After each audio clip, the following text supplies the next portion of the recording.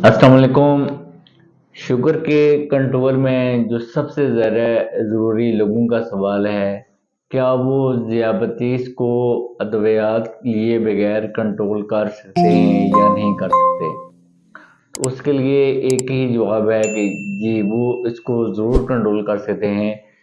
पूरी दुनिया में जो भी शुगर की गाइडलाइंस आती हैं मैनेजमेंट की, उसमें टॉप ऑफ द लिस्ट हमारी फिज़िकल एक्टिविटी है और दूसरे नंबर पे हमारा डाइट कंट्रोल है। अगर एक बंदा अपनी शुगर को फिजिकल एक्टिविटी और दूसरे नंबर पे डाइट के साथ कंट्रोल कर रहा है तो उसको दवाइयात की ज़रूरत नहीं है।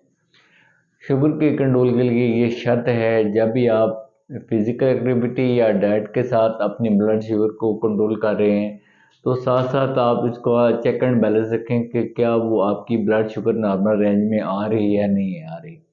मैंने अपनी पिछली कुछ वीडियोस में आपको बताया था कि नॉर्मल रेंज एक शुगर के मरीज के लिए क्या है। शुगर के डायग्नोसिस के लिए रेंज डिफरेंट है और शुगर के कंट्रोल की डिफरेंट रेंज डिफरेंट है।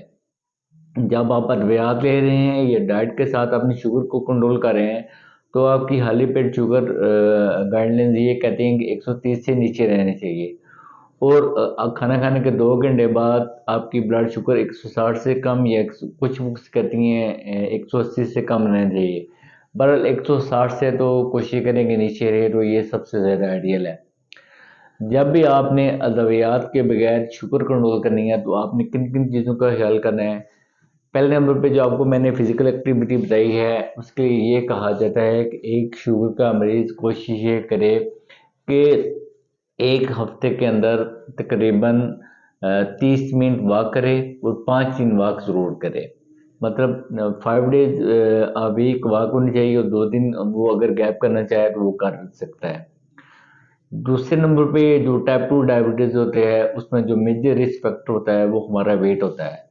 तो शुगर का मरीज़ कोशिश करे कि अपने वेट को कम करने की कोशिश करे, फिजिकल एक्टिविटी के साथ और डाइट को कंट्रोल करके। तीसरे नंबर पे आपने जो अक्सर जो खुराकें होती हैं वो भी शुगर के होने में और शुगर के कंट्रोल ना होने में भी अहम किरदार अदा करते हैं। उन खुराकों में जो हमारी होटलिंग है, मसलन आपका फ्राइड फूड आइटम है, फास्ट फूड है, पिज़्ज़ा बर्गर शर्गर हो गया, कोल्ड ड्रिंक्स हो गए, इनको जितना हो सके अवॉइड करें, क्योंकि ये मेजर चीज़ें हैं जो हमारे डायबिटीज़ के काज करने में बहुत ज़्यादा किरदार अदा कर रही हैं। तीसरे नंबर पे कोशिश ये करे कि वो बैलेंस डाइट का इस्तेमाल करे।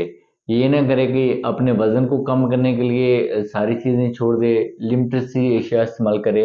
वो अपनी खुराक के अंदर सब्ज़ी, फ्रूट, दालें, गोश्त सब का इस्तेमाल करे, लेकिन उसकी जो क्वांटिटी है उसको कम कर दे और अपने मालिज से मशवरे के मुताबिक कम करे।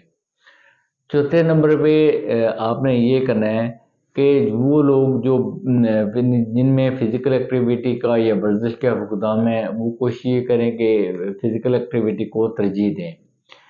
ये जो मैं सारी बातें कर रहा हूँ वॉक और खुराक के साथ शुगर कंट्रोल करने की रवैयात के बगैर, ये आपकी जो टाइप 2 शुगर है उसके बारे में है। जो आपकी टाइप 2 शुगर के अंदर बेसिकली हमारे जिस्म के अंदर इंसुलिन मौजूद होती है, लेकिन उसमें रेजिस्टेंस आ रही होती है। ये जो मैंने सारी चीज़ें आपको वाक और खुराक के बारे में बताई हैं, ये चीज़ें जो होती हैं ये हमारे रेजिस्टेंस को कम करने में मामूल साबित होती हैं। जो टाइप 1 होती है उसके अंदर हमारी जो इंसुलिन होती है वो बिल्कुल नहीं होती। तो जो टाइप 1 है वो वाक और खुराक मावन साबित होती है, लेकिन उसके साथ अद्वियात इंसुलिन लेना मस्ट होता है। तो ये टाइप 2 वाले मरीज़ अगर चाहें तो अपनी ब्लड शुगर को अद्वियात के बगैर कंट्रोल करें, लेकिन उसके साथ साथ उसको साथ साथ मॉनिटर करते रहें। जो आपको इसके लेवल बताए हैं, अगर उससे नीचे आपकी ब्लड शुगर रहती है तो आपके लिए ये बेहतर है। अगर आपकी शुगर वाक और खुराक के साथ इससे ज़्यादा आ रही है तो आप डिले ना करें और अपनी अद्वियात स्टार्ट कर दें, क्योंकि जो टाइप 2 डायबिटीज़ होती है वो इनिशियली मरीज़ को किसी किस्म की परेशानी का सामना नहीं करना पड़ता।